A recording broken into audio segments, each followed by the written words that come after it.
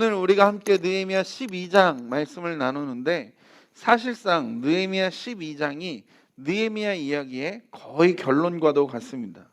특별히 예루살렘 성벽을 재건하는 일, 그리고 이스라엘에게 다시 한번 영적인 부흥, 영적인 회복이 일어나는 일, 그 이야기의 결론과도 같은 말씀이 오늘 우리가 함께 나누는 느헤미야 12장 말씀입니다. 그렇다고 느헤미야가 끝나느냐? 그렇진 않아요. 느헤미야는 13장 다음 주에 끝이 납니다. 그래서 먼저 광고를 드리는 건 우리 다음 주에 느헤미야가 끝나면 아마 다음 주에 좀 조촐하게 파티를 하려고 합니다. 그래서 함께 오시고 여러분 친구들과도 연락해서 현장 예배에 더 많은 학생들, 더 많은 친구들 올 수 있었으면 좋겠습니다. 느헤미야 13장은 모든 것이 느헤미야의 사명이 완수된 그 이후의 이야기예요. 그러니까 마치 영화로 치면 쿠키 영상 같은 말씀이에요. 그래서 느헤미야 12장 말씀이 이제 느헤미야 이야기의 결론과도 같은 말씀인 거죠.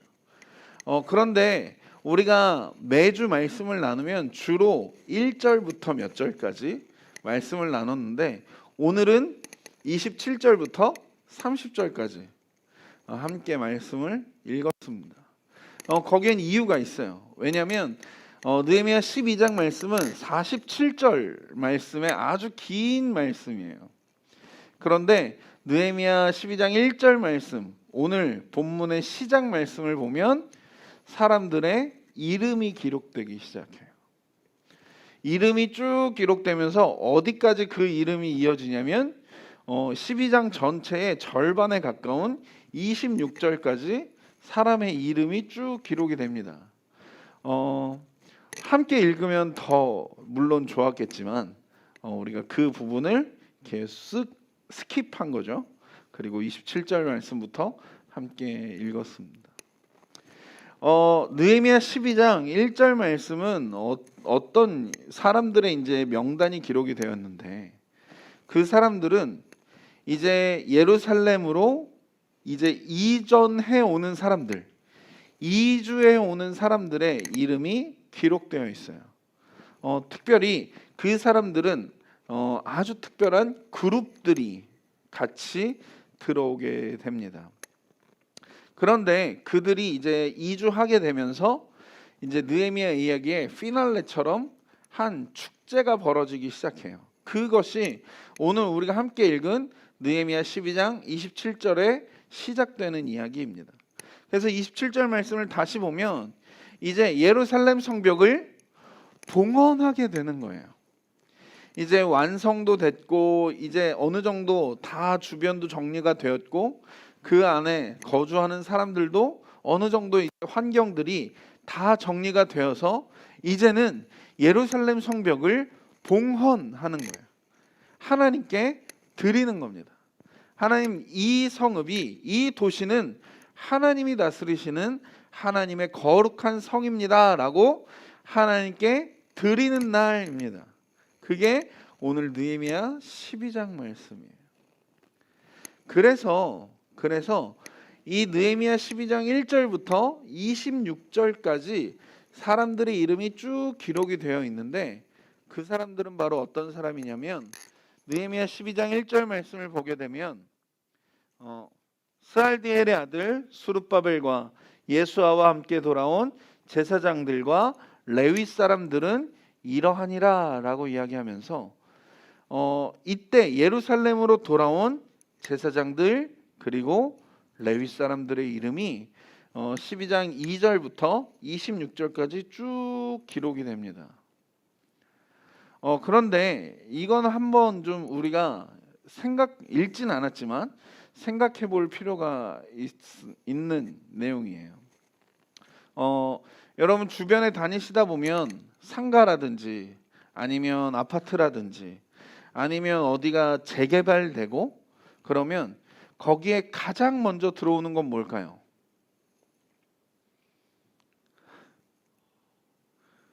가장 먼저 들어오는 건 뭘까요? 관공서요. 오늘 잠깐 그 고민을 같이 해보시고 오늘 이 질문을 하는 겁니다. 예루살렘에는 과연 누가 먼저 들어와야 했을까 하는 거예요. 이제 무너졌던 성읍이 다시 세워졌고 무너졌던 집들이 다시 세워졌어요. 그러면 누가 먼저 그 자리에 들어와야 될까? 교회에서 제일 가까운 곳 중에 개발되고 있는 데가 어딜까 보니까 거북섬이라는 데가 있어요. 거북섬이라는 데 가보니까 거기도 물론 마찬가지예요. 이렇게 보면 상가들이 새롭게 세워지는 데를 보면 제일 먼저 문을 여는 곳이 있습니다. 그것은 바로 부동산들이에요. 왜냐하면 그 건물, 그 땅에 대한 매매가 이루어져야 되기 때문에 그렇습니다. 여러분이 만약에 느헤미야라면 이제 예루살렘 성벽을 다시 지었고 집도 다시 지었고 일종의 재개발을 한 거예요. 도시의 재개발이 끝난 겁니다. 그러면 여러분 그 성읍 안에 과연 어떤 사람들을 제일 먼저 불러오시겠어요? 어떻게 해야 그 도시가 살만한 도시가 되고 그 도시가 풍요로운 도시가 되겠습니까? 부동산 이런 중개업자들 아니면 상인들 우리가 기억해야 할 것은 이스라엘 민족이 이때 당시 바벨론의 포로로 잡혀 있을 때 만들었던 게 은행이에요. 은행의 개념이 이때부터 시작이 됩니다. 이스라엘 사람들은 경제관념이 굉장히 밝은 사람들이었어요. 그러니까 은행할 사람들, 그렇게 돈이 많고 그 돈을 운용할 수 있는 사람들, 그런 사람들이 가장 먼저 예루살렘에 와야만 그 예루살렘이 뭔가 생기를 되찾을 수 있을 것 같은 거예요. 마치 우리에게 뭔가 재개발 지역이나 신도시에 부동산이 제일 먼저 들어오는 것처럼. 그런데 느헤미야가 가장 먼저 그 예루살렘, 그 새롭게 완성된 그 예루살렘에 제일 먼저 불러왔던 사람들은 누구였냐면 제사장들과 레위 사람들. 그러니까 여전히 느헤미야에게는 이스라엘이 어떻게 영적으로 회복되고 이스라엘이 어떻게 다시 부흥하고 그리고 어떻게 하면 이 민족이 두 번 다시 이방 민족에 의해서 어려움을 당하지 않고 수치를 당하지 않을 것인지에 대한 그 우선순위, 그 초점과 그 관점으로부터 느헤미야는 한 번도 멀어진 적이 없는 겁니다. 언제까지? 이제 예루살렘 성벽에 대한 봉헌식을 앞두고 있는 그때까지인 거예요. 그래서 우리가 함께 읽진 않았지만 느헤미야 12장 1절부터 26절까지 이 이야기를 통해서 우리가 배울 수 있는 것은 무엇이냐면 정말 사명을 가진 사람들, 정말 사명을 발견한 사람들, 정말 사명을 따라가는 사람들은 끝까지 그 우선순위를 놓치지 않는 사람들이라는 사실이에요. 여러분 어떠세요? 올해 2021년이 시작되고 어느샌가 벌써 9월 말을 향해 가고 있어요. 오늘이 9월 마지막 주입니다. 이제 4, 5일 정도만 있으면 10월이에요. 올 한 해가 3달밖에 남지 않았습니다. 여러분 이제 막 긴장이 좀 풀어지려고 하시나요? 아니, 한 해는 그냥 이렇게 마무리해야 돼. 그리고 2022년 그냥 맞이하는 건가요? 아니요, 그렇지 않아요. 왜냐하면 2021년은 마무리될지 모르지만 우리의 전체의 삶은 여전히 흘러가고 있기 때문에 그렇습니다. 9월이 되고 10월이 되고 2021년 12월이 된다고 해서 우리가 긴장을 풀어야 할 이유는 없는 것이에요. 우리의 우선순위가 흔들려야 할 이유는 없는 겁니다. 감사한 것은 우리 청소년부의 가장 든든한 버팀목이 지금 고3 학생들이에요. 내년이 되게 걱정되기는 하는데 그래서 참 기도할 때마다 가슴이 답답하긴 한데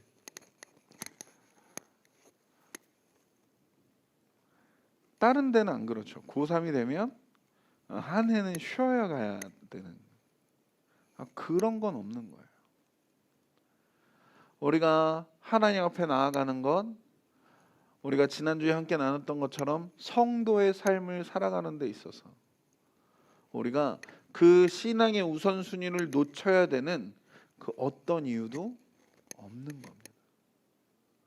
설령 마지막 그 피날레가 우리의 눈앞에 있다 할지라도 우리는 그 우선순위를 놓치지 않아야 되는 거예요. 그래서 느헤미야는 끝까지 제사장들, 레위 사람들, 하나님을 찬양하고 하나님을 섬기고 이스라엘에게 하나님과 하나님의 말씀에 대해서 알려줄 그 사람들을 그 예루살렘 안으로 가장 먼저 불러오게 합니다. 그리고 나서 오늘 말씀이 시작이 돼요. 그리고 나서 느헤미야 12장 오늘 우리가 함께 읽은 27절 말씀부터 시작이 됩니다. 이제 그 사람들 제사장과 레위 사람들이 오고 나서 예루살렘 성벽에 봉헌식 축제가 시작이 되는 거예요. 그래서 그 봉헌 행렬을 하기 시작합니다. 그런데 그 행렬에도 나름의 순서가 있는 거예요. 27절 말씀을 보게 되면 레위 사람들을 찾아서 예루살렘으로 데려다가 감사하며 노래하며 재금을 치며 비파와 수금을 타며 즐거이 봉헌식을 이제 시작하려고 하는 겁니다. 제가 구글에서 한번 느헤미야 12장 관련 이미지를 찾아봤어요. 그랬더니 이런 그림이 나오더라고요. 잘 보이지는 않죠? 이렇게 쭉 행렬이 시작이 되는 겁니다. 근데 맨 앞에 이렇게 레위 사람들, 제사장들과 레위 사람들이 앞에서 서고 그 다음에 이렇게 쭉 행렬이 시작되는 거예요. 그러면 만약에 여러분이 느헤미야라면 여러분은 어디에 서시겠어요? 그 행렬에 어디쯤에 서시겠습니까? 여러분이 느헤미야라면 맨 앞에 서서 그 행렬을 진두지휘하시겠어요? 아니면 맨 뒤에, 주인공은 맨 마지막에 등장하는 법이니까 맨 뒤에, 아니면 중간에. 여러분이 느헤미야라면 그 행렬 어디에 서시겠어요? 오랜만에 한번 해볼까요? 나는 맨 앞에 서겠다. 내가 느헤미야라면 나는 맨 앞에 서겠다. 네, 맨 앞에. 자, 맨 뒤에. 난 맨 뒤에 서겠다. 아무도 없어. 중간 어디쯤? 3명. 나머지는 안 서? 안 쓸 거야? 지쳤어? 이제 성벽 꼴도 보기 싫어졌어? 느헤미야가 어디에 서 있는지 12장에서 이야기해요. 우리가 함께 읽진 않았지만 40절 말씀을 보면 이에 감사 찬송하는 두 무리가 하나님의 전에 섰고 또 나와 민장의 절반도 함께 했다라고 이야기해요. 이 이야기는 뭐냐면 느헤미야가 그 행렬에 섰지만 누구도 주목받지 않는 그 자리에 서 있는 거예요. 그러면서 이런 거랑 좀 비교 많이 됐어요. 예전에 올림픽이나 세계 선수권대회 가서 금메달 따고 오면 이 사람들 퍼레이드 해줘요. 그러면 가장 주목받아야 할 사람, 가장 칭찬받아야 할 사람, 그리고 가장 수고한 사람, 그 사명을 완수한 사람을 맨 앞에 둡니다. 그래서 그 사람이 가장 큰 박수를 받을 수 있도록 해줘요. 그런데 우리가 이 사실을 기억하고 다시 느헤미야 12장 말씀, 그 성전 봉헌식의 그 행렬을 다시 기억해 본다면, 성전 봉헌식의 행렬의 사람의 순서는 이렇게 돼요. 첫 번째는 제사장이 섭니다. 제사장이 서고 그 다음에 노래하고 악기를 연주하는 사람들이 서요. 그래서 감사하고 찬송합니다. 그 다음에 그 뒤에 민족의 지도자들, 민장들이 함께 합니다. 그리고 그 뒤에 느헤미야가 함께 했다고 이야기하는 겁니다. 우리가 이 말씀 느헤미야 12장 27절부터 맨 마지막 말씀까지 사명 시리즈의 거의 마지막, 다음 주에도 하나 더 있어요. 거의 마지막. 사명을 아는 사람들은 어떠해야 되냐면 이래야 합니다. 사명을 아는 사람은 끝까지 겸손해야 해요. 사명이 완성된 그때라 할지라도 겸손할 수 있어야 합니다. 그게 사명을 아는 사람이에요. 그러면 오늘 느헤미야를 통해서 겸손은 뭘까? 우리가 함께 좀 배워보고 싶은 것이에요. 다시 그 성전 봉헌 그 성벽 봉헌 행렬로 다시 보면 느헤미야가 맨 앞에 사람들이 가장 먼저 발견하고 가장 먼저 보게 되고 또 가장 먼저 듣게 되는 것이 무엇이었는지 한번 생각해 봅시다. 맨 앞에, 그 행렬의 맨 앞에 누가 있냐면 제사장들이 서고 그 다음에 노래하고 연주하는 사람들이 서는 것이에요. 이 사람들이 무슨 노래 했을까요? 하나님께 대한 감사의 노래를 하는 겁니다. 그리고 하나님이 받으실 만한 즐거운 연주를 하는 겁니다. 그러면 그 노래를 듣고 그 연주를 듣는 나머지 그 행렬을 바라보는 사람들이 이 행렬을 보면서 가장 먼저 발견하게 되는 것은 무엇일까요? 바로 하나님이 하셨다라는 사실이에요.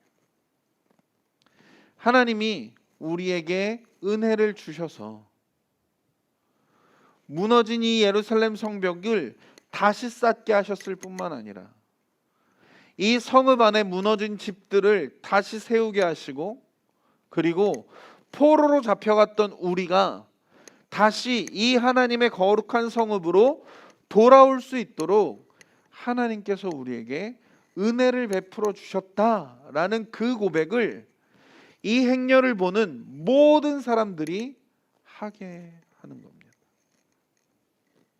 그래서 우리가 겸손해야 합니다라는 말은 엄청 많이 들었겠지만, 그러면 도대체 뭐가 겸손하다는 걸까? 첫 번째는 하나님이 먼저 드러나셔야 하는 것이 겸손이에요. 하나님이 먼저 드러나는 거예요. 이거는 좀 이따가 한꺼번에 이야기해 보도록 합시다. 내가 했지만 내가 할 수 있도록 허락하신 하나님의 은혜가 있는 겁니다. 그러니 그 하나님이 가장 먼저 드러나셔야 하는 거예요. 두 번째로 우리가 이 느헤미야 12장을 통해서 배울 수 있는 겸손은 뭘까? 느헤미야가 혼자 한 게 아닌 겁니다. 느헤미야가 혼자 와서 어쩌면 가장 많은 것을 포기하고 가장 많이 수고하고 가장 많이 근심하고 걱정하고 고민하고 땀 흘리고 애썼겠지만 느헤미야 혼자 한 것이 아닌 거예요. 느헤미야와 함께 수고하며 땀 흘리며 외부에서 내부에서 어려움이 있을 때마다 목숨을 걸고 그 일에 함께 해준 사람들이 있는 겁니다. 이스라엘 민족의 지도자들이에요. 그들을 자신보다 앞세워 주는 겁니다. 여러분 학생이니까 공부는 누가 하나요? 공부는 누가 하나요? 내가 해요. 성적은 누가 받나요? 내가 받아요. 그러면 그 성적에 대한 기쁨과 즐거움은 누가 누릴까요? 내가 누리는 겁니다. 그런데 우리가 여기에서 이 겸손함을 배워간다면 어떻게 할까요? 내가 그 성적을 받는 것이 100% 나의 노력이고 나의 수고인가? 맞습니다. 하지만 기억해야 할 것은 내가 그렇게 수고할 수 있도록, 내가 그렇게 노력할 수 있도록 내 뒤에서 그렇게 할 수 있도록 허락해 주고 있는 분들이 계시다는 사실이에요. 우리가 예전에도 함께 살펴봤지만 신명기 말씀을 보면 너네가 이제 애굽에서 나와서 광야를 지나고 그 땅에 들어가서 정착을 하고 가나안 땅에서 이제 너희의 재산이 늘어날 거야. 너희가 잘 먹게 될 거야. 너희가 풍족해질 거야. 그러면 그때 기억해라. 여호와께서 너희에게 재물 얻을 능력을 주셨음이라 라고 말씀하시는 거예요.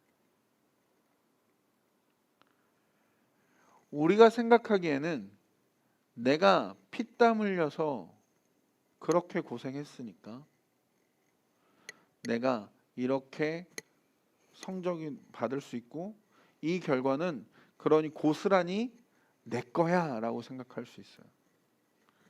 아니요. 그렇지 않아요. 여러분이 그 결과를 얻기까지 여러분의 뒤에서 여러분을 서포트하는 수많은 손길들이 있음을 기억하세요. 그리고 하나님이 그 은혜로 지금까지 여러분을 인도하셨던 것을 기억하는 겁니다. 그리고서 제 삶을 한번 돌아봤어요. 내 중고등학교 때는 어땠지?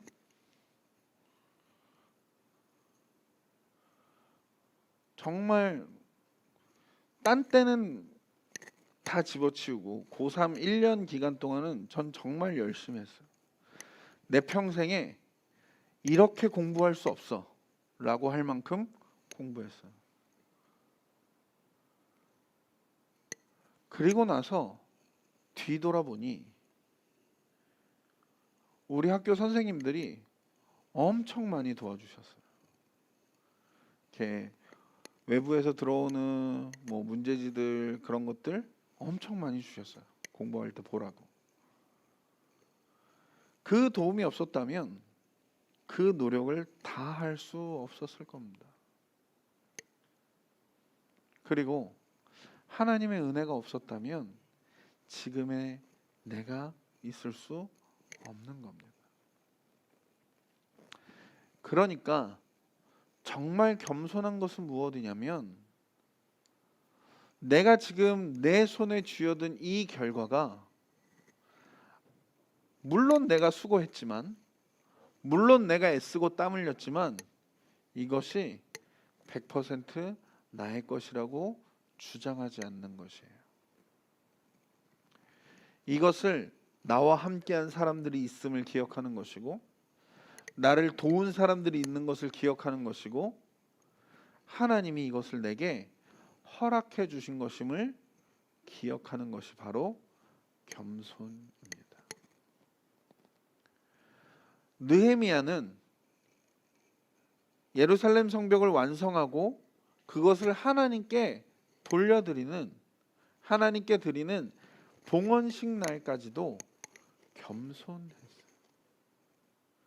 그래서 자신이 행렬의 맨 앞에 서는 것이 아니라, 그래서 사람들의 모든 관심과 인정과 칭찬과 그 박수를 자기가 제일 먼저 받는 것이 아니라 오히려 그 맨 앞자리는 하나님께 드리는 것이에요.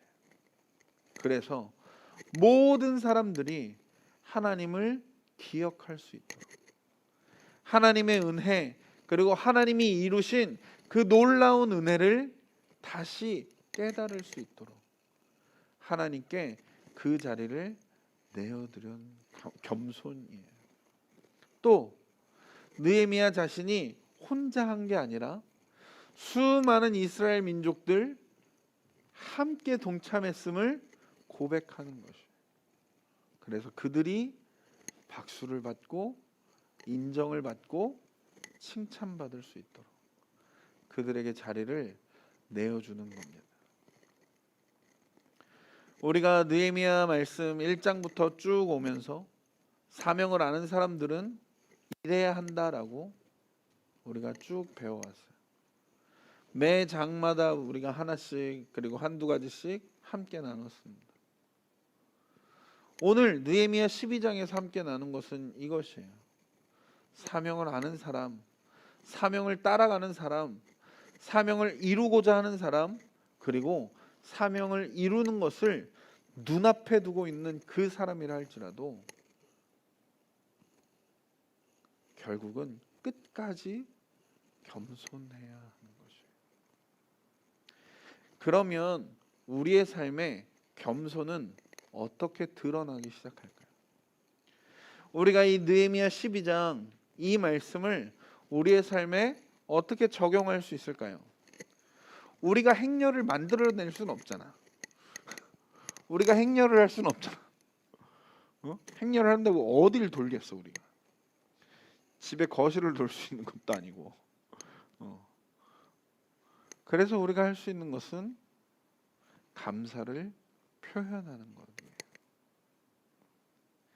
내가 할 수 있는 그 감사를 표현하는 일입니다. 그래서 이번 주 한 주의 적용 질문이에요.